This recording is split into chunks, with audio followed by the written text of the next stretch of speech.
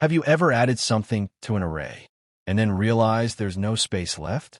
Congratulations, you've just discovered why lists exist. Today, I'll show you the upgrade that fixes one of the biggest problems arrays have. Welcome back to the C# Full Beginner course. In the last episode, you learned how arrays let you store multiple values under one name. But arrays have one big limitation. Once you create them, their size is fixed. Real programs don't work like that.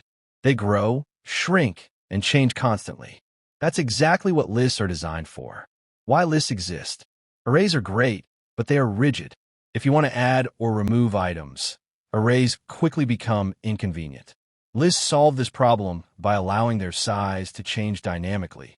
You can add items, remove items, and manage collections of data much more easily.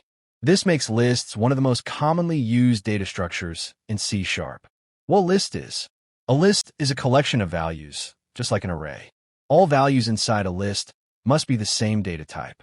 The difference is that a list can grow and shrink while your program is running. This flexibility makes lists ideal for real-world applications. Creating a list. To use a list in C#, you create it using the list type.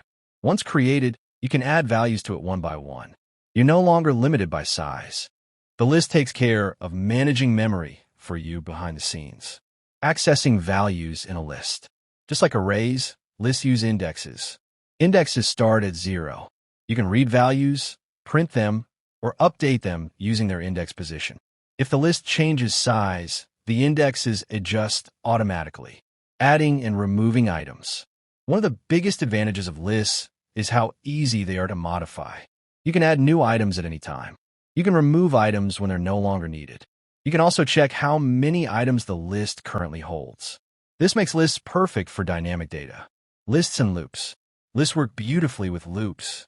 Because lists know how many items they contain, loops can process them safely. This combination is extremely common in real programs. Whenever you see loops and collections together, lists are often involved. Real-world examples. Think about a shopping cart. Users add items and remove items. The number of items constantly changes. Lists are perfect for this type of problem.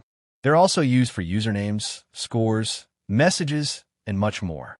Common beginner mistakes. A common mistake is confusing arrays and lists. Another is forgetting that lists still use zero-based indexing. Once you understand these rules, lists become very intuitive. You now understand what lists are and why they're so powerful.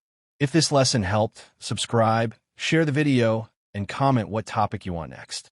In the next episode, we'll move into methods which allow you to write reusable and cleaner code. Have you